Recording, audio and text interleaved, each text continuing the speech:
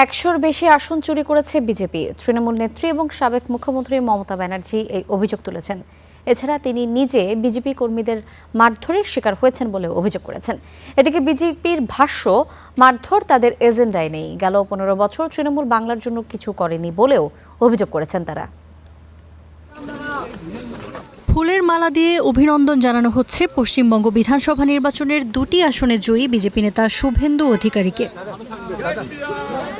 প্রথমবারের মতো বাংলায় বিজেপির এই ঐতিহাসিক জয়ের পেছনে মমতার ব্যর্থতাকেই দায়ী করছেন দলটির নেতারা।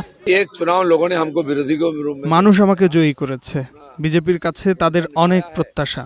তারা মমতা ব্যানার্জিকে ১৫ বছর দিয়েছে, তিনি কিছুই করেননি। এদিকে তৃণমূলের অভিযোগ, বিজেপি ভোট কারচুপি করে জিতেছে। সাধারণ মানুষের রায় তারা মেনে নেয়নি। রাজ্য জুড়ে ১০০টিরও বেশি আসনে ভোট লুটের অভিযোগ মমতা বন্দ্যোপাধ্যায়ের। বিজেপি ১০০টিরও বেশি আসন লুট করেছে। নির্বাচন কমিশন বিজেপিরই কমিশন। আমি সব জায়গায় অভিযোগ করেছি, কিন্তু তারা কিছু করছে না। আপনারা কি মনে করেন এটা একটা জয়? নির্বাচন কমিশন, কেন্দ্রীয় বাহিনী, প্রধানমন্ত্রী ও স্বরাষ্ট্রমন্ত্রী একসঙ্গে মিলে যা কিছু করছেন তা সম্পূর্ণ বেআইনি। ফল মোটামুটি নিশ্চিত হওয়ার পর থেকেই বিজেপি কর্মীরা তৃণমূল কর্মীদের মারধর করছে বলেও অভিযোগ উঠছে। খোদ মমতার অভিযোগ, তাকেও লাথ মারা হয়েছে। ৩টা থেকে ওরা আমাদের কর্মীদের মারছে, এমনকি আমাকেও লাথি মেরেছে। সিসিটিভি ক্যামেরা বন্ধ করে দিয়েছে। তবে শুভেন্দু অধিকারীর দাবি, মারামারি ধস্তাধস্তি বিজেপির এজেন্ডায় নেই। চোর গুন্ডাদের বিরুদ্ধে আইনি ব্যবস্থা নেওয়া হবে বলেও হুঁশিয়ারি দেন তিনি।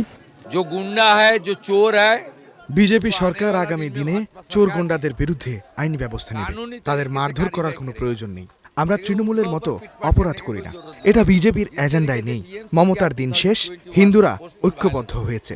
এমনকি সিপিএম এর ভোটাররাও এবার আমাকে ভোট দিয়েছে। ২৯৪ আসনের মধ্যে ২০৬টি আসন পেয়ে পশ্চিমবঙ্গ বিধানসভা নির্বাচনে জয় পেয়েছে বিজেপি। গেল ৩বারের ক্ষমতাসীন তৃণমূল পেয়েছে মাত্র ৮১টি আসন। Iffat Ira, star news.